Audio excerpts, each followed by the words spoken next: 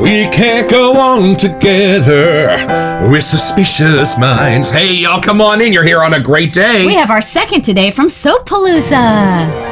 It's a beautiful morning with the Barbershop Duet. Hi, I'm Marcus Klinger with Klinger Vocal Studio. And I'm Sarah Vincent with Sarah Vincent Virtual Pilates. But on Wednesdays and Saturdays. We are the Barbershop Duet. Hey, y'all, come on in. Thank you for finding our little barbershop. If you happen to be here during one of the live premieres on YouTube, why, come on in the live chat. Meet the Whiff Pack, cool group of friends hanging out from all over the world. They'd love to meet you, too. They would. And for our mention today, Marcus would like to talk about the Blizzard battles. Y'all, today's soap was a gift of Barry Bedford, a Texan shaves. And every year, he presents the Blizzard battles, the coldest soaps, the greatest scents. And he recently published a video updating us on all of the artisans who will be participating, including some of your absolute favorites. Sterling Soap Company, Ariana and Evans, Phoenix Shaving, Soappalooza. Yeah. Keep your eyes trained to the Texan Shaves channel, and you're going to have some fun along with us in the weeks to come. And what is our soap today? We have the Fifth Accord. Let's meet it.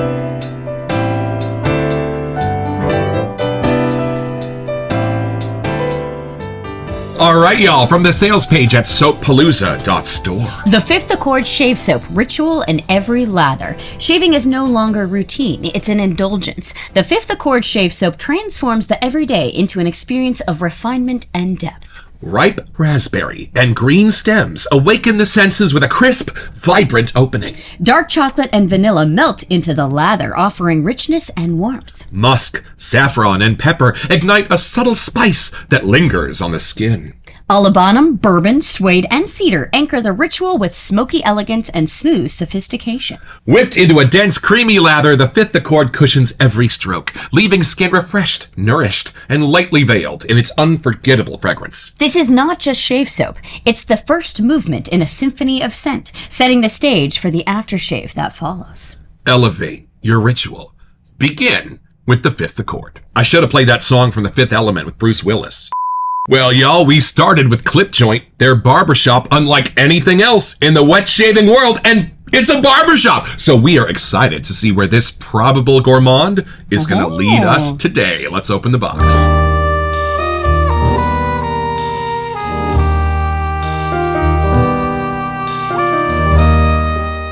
So, y'all, full disclosure, this box was on the way to Barry Bedford and got hopefully lost by the USPS, and I mean for weeks. Yep. And they finally found it in like a back room of a post office in Sheboygan. So Barry had it forwarded to us. Thanks, buddy. Woo! So we do have their ombre leather one coming up. There have been a couple of adjustments since this release, so the other one is being sent to us.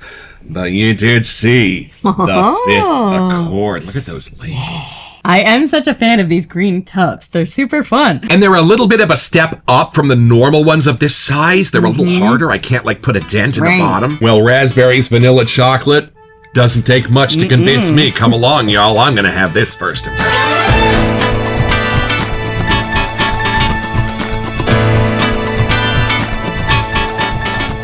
There are a lot of scent notes listed. I'm curious. I'm excited because it kind of reads as a straight-up gourmand, but then there's the green stem And some the spices. musk and spices and things, so who knows where we're going today. All right, y'all taking it in. Ooh, there's the pour.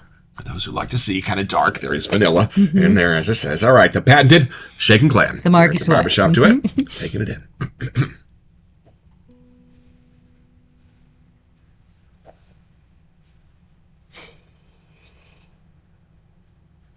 Yo, I bring you glad tidings of great joy. I was a little afraid that the raspberry was going to jump up and steal the spotlight. We have a Dua homage over there to a Bath & Body Works scent called Raspberry Fluffy Donut kind of thing. It's potent. Raspberry is a really tricky scent note to turn down in an accord. In fact, it kind of leads into a leathery note. Fans of ombre leather? Y'all, I can barely sense the raspberry. You know what this is? This is where chocolate and vanilla come together. And there are a few little things creating a little zipper in between them. Some musks, some saffron, where this is that beautiful ice cream sundae of your childhood. And amazingly, the raspberry doesn't mess it up because the chocolate and vanilla are rather quiet singers against a raspberry note in perfuming. And I love the balance of this, that it's almost imperceptible. Brilliant. And for me, remember the advent calendar from PAA that had the Mickey Mouse bars? Yes. That was kind of supposed to be chocolate and vanilla, but we kind of got other things, even like the woody stick from it. This is kind of, for me, what those Mickey Mouse bars really taste like. Oh. I forgot there was chocolate in this. You're right. Yo, the raspberry is so light, it's almost acting as a floral. In between the vanilla and the chocolate. Fabulous. Maybe that's where the green stem next to it kind of comes into play. Right, and that's around the outside.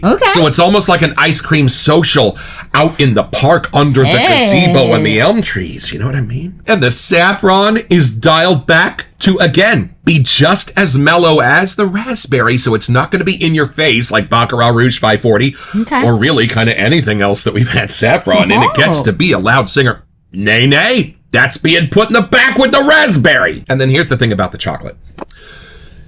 There's only a couple of ways to kind of do chocolate in perfuming, and we've all experienced them. This is different. This is that kind of pillowy chocolate that I also find in like Gingerbread Man. From Sterling. Right. Root Beer Float from Wits End kind of had this chocolatey essence. And here's why it's beautifully wearable. It's not the actual sundae. This is an ice cream parlor. But here's the thing, not the modern ones. You're not getting a sense of the freezer Freon. You're not getting a sense of the floor cleaner. There are no fluorescent lights in this ice cream parlor. You can sense the rock salt from making the ice. You know what I mean? That's this, a decadent vanilla, a spicy chocolate. And just the sense of being somewhere on vacation and fun with a cone in your hand, and might even get a little bit of soda from the cone itself. Y'all, the chocolate is prevalent, but again, a country mile from what's happening in Dork or Truffle Shuffle from Denton Magic, who are back, by the way. Oh, and that's what it is. I was kind of looking for what that fantasy note was in between the chocolate and the vanilla to kind of be the gatekeeper, so you didn't get kind of a muddled sense of the two, so they kept their own personalities. And you know what it is? It's kind of a marshmallow accord. A big old fluffy marshmallow. And my friend Alex makes the marshmallows by hand at Lottie's Creamery in Walnut Creek, California. If you are anywhere nearby, go in there, give them a hug for me, and have one of their marshmallow sundaes. So maybe that's where the vanilla is meeting some of those spices. And even a bit of a toasted sense of that marshmallow in the middle to keep the chocolate and the vanilla separate. I'm kind of amazed how little raspberry I'm getting in this. Delighted by it too. It might be doing like how like a citrus brings you in for some sense. Like there's something about having the fruity, almost floralness that just like brings you into the whip. There's just a subtle tang. There you go. That's all it is. That's all it is. It's like chocolate with a purple wrapper. Would you immediately think gourmand when you smell this though? Oh. Because you were hinting at that earlier, but not at the description. Yes! But not in the normal way. Like my normal gourmands, as soon as you pop the lid, you're like, I want to take a bite. This takes a minute. This is like, what is this? And your brain plays Tetris with what it knows. And at the end, it spits out, that's probably a gourmand, but it's in the probably lane. I mean, there's elements in this. I mean, let's not lose our minds here. But there's like 5-6% of some of the darks I find in Harad are at the bottom of this, but if you think about Harad, it can have some of those chocolatey notes. All right, I am so curious how you're going to find the green, but I'm even more curious if you're going to find the raspberry. All right, take it in, see what you get. I feel like this will be a fun one. I gotta say, it's not in a predictable lane, which I love. A fun one. Ooh, it is kind of a darker pool. And it looks like chocolate. On the hunt for raspberry. Oh, this is a fun way of kind of bouncing back and forth. I don't know if I would go right to gourmand either. I almost got where it is approaching that sort of raspberry leathery side. And I can tell the saffron's in there. Like, not quite baccarat like you were saying. But it's really putting it on a gentle pedestal of like that being the middle spine for me. And then you can kind of bounce around from there. So I think my nose found actually the saffron first because it knew that. And then I bumped over to kind of the raspberry leathery kind of a thing. Not masculine, but just a little gentle, warm leather kind of going on. Gotcha. Then there was something darker. I think that was the chocolate, but it didn't go so sweet that I wanted to take a bite out of it. It's almost more like the cocoa side of it. Like it just added like a basement to this scent, but still subtly sweet. That's a great point. It's a lot more like smelling a canister of cocoa from a baker's cabinet than it is a bar of milk chocolate. I think that's why it's not diving completely gourmand. Right. Please hold. Even like when you'd see a Cocoa Nibs note, that kind of a thing. But it's almost like the first part of the chocolate is more of like an oud thing. Like it has something not quite smoky, but it kind of has a little bit of a different twist on the chocolate. And then if you keep following it, you're like, no, I think that is chocolate. That's how I found my way to Harad. I am not getting like a masculine feminine thing with this. No. Like my brain was like, okay, what category would I put this in? But I kind of think it's one of those ones, if you're wearing it, the darker sides might come through the deeper spices. On me, a little lighter, but I kind of like the almost leather but not more raspberry game that it's playing as well. That's funny. I get the chocolate as the spine. She gets the saffron and the spices. I think they dance back and forth. I feel like when I think I found one, then the other one jumps in. Never mind. And then I find it, and then that one takes me back. So it has some movement, which I'm enjoying. Why hasn't anyone else put chocolate and saffron together? That's kind of an inspired idea. It makes me think of, like the super fancy chocolate that has like gold paint From Dubai. and marble That's what I was on just it. thinking too. That's I'm glad this. I married you. Yeah. But in like a scent world, that's what my image comes up as, if that helps. Now, do you find the Mickey Mouse bar in there? Little chocolate, little vanilla, little seltzer down your pants, little Disneyland adventure. What do you got? I get it, but it doesn't go childlike somehow. Right. It really is more like the adult appreciation of what that brings, which I'm enjoying. But I at first I thought because it was having those gourmandies in there, like I was kind of thinking more summery for some reason. Mm-hmm. But this is almost approaching like a fall side for me somehow. It's the deeps. There's rich stuff in here. Now spin the container. Do you get new stuff? Sometimes she does. I have been. You didn't notice? I was. If my brain thinks it catches leather first, it changes the whole scent. If my brain goes in looking for the raspberry, there's a little more charm or a little more daylight going on for me. She's totally right. The leather from Ombre Leather is in here. It's very subtle. Subtle. It's a little warmer because I think the spices next to it, like the chocolate and the saffron, are kind of like grabbing that into the same corner. We're not supposed to eat this, right?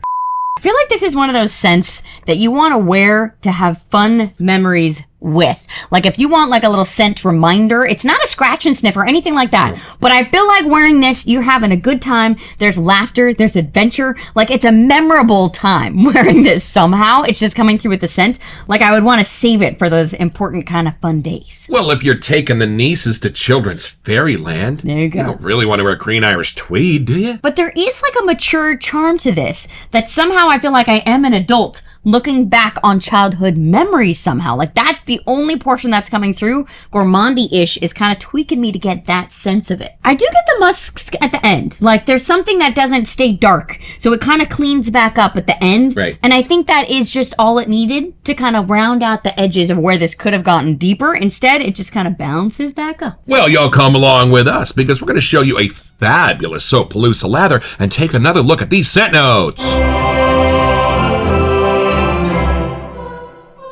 All right, y'all, back to the sales page at soappalooza.store. We start with ripe raspberry and green stems that awaken the senses with a crisp, vibrant opening. I think they've combined them. Yeah. I think that might be on a chord of like a raspberry bush, if that makes sense. But I honestly have a hard time getting the green. It's just something that makes it fresh and clean somehow. Like right. I like almost there's a little outdoorsy whiff, a little coolness happening, and I think that helps. If you know Queen of Hearts from Sterling, that's got a giant green note in it that I had to come to peace with, but now I love it. I'm not sensing that.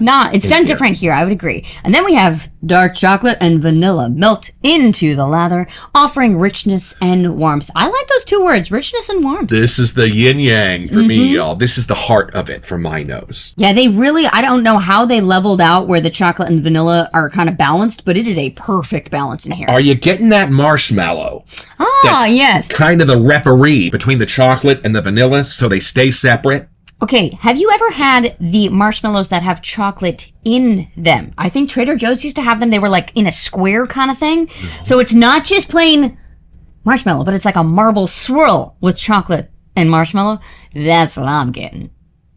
I gotta go to Trader Joe's for a second. A few moments later. For those of you who may not have a Trader Joe's near you, it's a store, like a normal grocery store, but every single product in it is store brand. Mm-hmm. So they make their own everything from Cheerios to toothpaste, and it's kind of amazing. The wine has birds in it.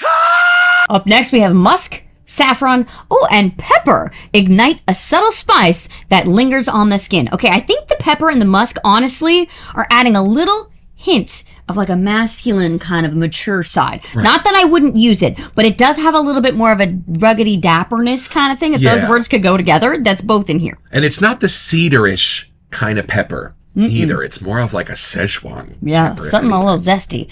Oh, and I was not paying attention when you read these last parts. Alabonum, bourbon, suede, and cedar anchor the ritual with smoky elegance and smooth sophistication. So these are subtle. Y'all, you gotta look for these with a flashlight. But how are you getting like the Alabonum and the bourbon? Okay, so that was where my brain was kind of sneaking them into the saffrony musk category. I think I was putting all the spices together, or my brain was getting those as part of the warm suede. Like, I didn't want to just say leather. These other things had to go with it. There might be a little Harad. Maybe. I don't know. Hold on. Because that is defined by Alabonum and some of these darker things in there. Who knows? Whatever it is, it's working. So keep it in working. And I love the suede. Like you said, I think that's where the raspberry and leather are sort of coming together and bouncing back and forth like a Pong game. Right? So when I thought it was more of a musk send-off, I think it is actually more the cedar that's cleaning you up on the way out. So I know this was fifth accord, but I think there's more than 5 accords in here. And I'm loving how they are all interacting. When we lather, this could even change more. And y'all, I don't get this one out enough. This is my actual favorite shaving brush. Not because I use it, even though that would absolutely qualify it for my favorite, but because it is an absolute museum piece, work of art. Save my atomic rocket and my sterling stubby brush for the everyday chores. But this one is for special days, y'all. It's CNC machined. Look at that thing. And it's an homage to Oliver, the tiki from the Brady Bunch at the end. Vincent Price, you know. And there it says Opus Brush. On the bottom, Craig is a miracle worker. And this is my KUN small size bowl, the copper ore colorway. Don Ho was actually in that episode of the Brady Bunch. And on the show, he sang a song. Now, it was not the song that I sometimes sing on the show when we're building a lather, but he was famous for that song. Okay, I'm holding a Mickey Mouse bar, but somebody just walked by me wearing Harad by Parfums de Marly. Y'all. I just got more of the raspberry finally. Oh, this is going to be an interesting lather. Oh, and a lady just walked by wearing ombre leather. Wow. Stop! You're not going to soak that badger brush. You say, we are not. Craig forbids it. You can send your comments to Craig at Opus Brush. And I'm just going to start going one way and the other. Now, there is a bit of water that's going to be getting on the bristles because I already sprayed the soap down. So it's not a totally dry brush method. But the point of the method is to transfer the soap up onto the brush before we start making the lather. You know, the time. And then every 30 say, in the wine.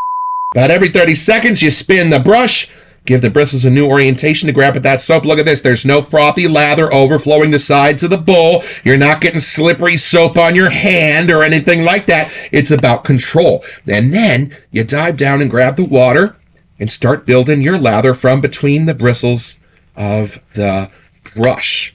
Look at this. Right. I am getting whiffs over here. It's got a good intensity. I am telling you. And then if you are using a natural fiber brush, it will soak up a bit more of the lather than your synthetics. You might want to consider adding an extra spritz. And y'all, there are lathers, and there are lathers, and there are lathers like the lathered Yeti makes. And I think for us, the main difference is how much time you spend with it. You could shave with it after a minute, but after 3 minutes, you are royalty. And it's not about pressure either. You don't really want to push down with the brush in the bowl. Look at this. Look at this. You can't even see the ridges anymore. Nope. All good. And this is something you will only find here at the Barbershop Duet. This is the ice cream sundae on horseback whip. On 3, 1, 2. Mickey Mouse bar with Harad. I'm putting my flag in that. I actually got the Harad stuff and the Alabanum and the resins a little bit more. Yeah, more of the leather base notes than I do happening. over there. Yeah. Oh, and it's not quite as sweet in the lather either, which is charming. Sometimes vanilla or chocolate can go a little on the sweet side. I get less of the chocolate happening in here. I still get something deep and spicy going on, but it's harder to find the chocolate. And that raspberry leather, which she's right, I refuse to separate, is rising to the top almost the same level as the chocolate. Wow. But it kind of changed, like, everything's so blended now, I can't pull all of the accords apart. Like, I kind of like the new scent they're creating. This is its own thing, like Obsession for Men. Good luck figuring out a single scent note. And while we are so grateful to Tex and Shays for sending this out, we don't do shaving here in the Barbershop Duet like Barry does, but we do want you to see what this lather looks like when it coats my face, y'all. Can't even feel the brush anymore. That's how protected this is. Would you like a little bit? Yeah, look at that lather. Holy moly. I wonder what even inspired this. What would even make you consider putting chocolate and vanilla with like raspberry leather and Alabanum and green stems? It's working though. Like, I love that they dove in and found all of this hiding with those scent notes. All right, well, come along with us. We're going to try to figure out who put the green stems in my chocolate and take this a little bit deeper.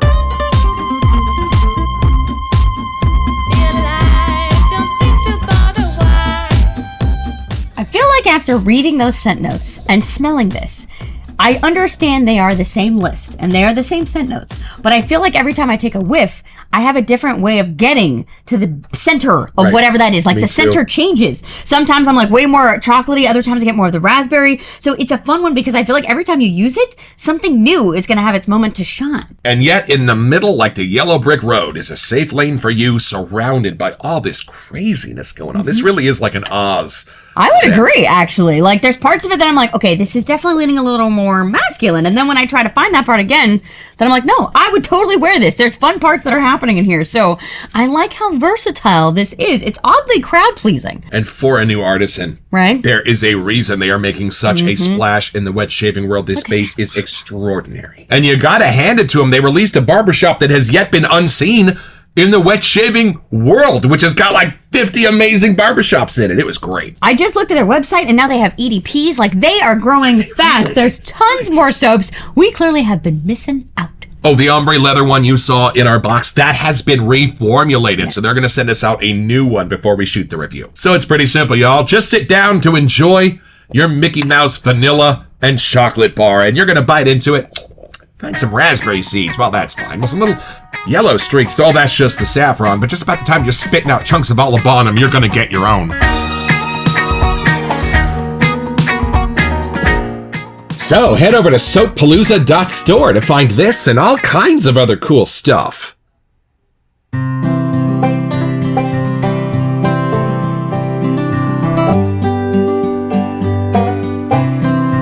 Well, I've had my shave, y'all, with the fifth accord. And the cool thing is, this becomes less gourmandy and more classic aftershave-y to me the more I use it, but it never loses sight of that chocolate, vanilla, raspberry-ish Mickey Mouse bar. I am loving this, and y'all, Soappalooza is one of the new artisans leading the charge with some phenomenal new twists and turns in their bases, in their scents. We are royalty in this hobby, and it is a brand new dawn with things like this. Thank you, Soappalooza. We will be back.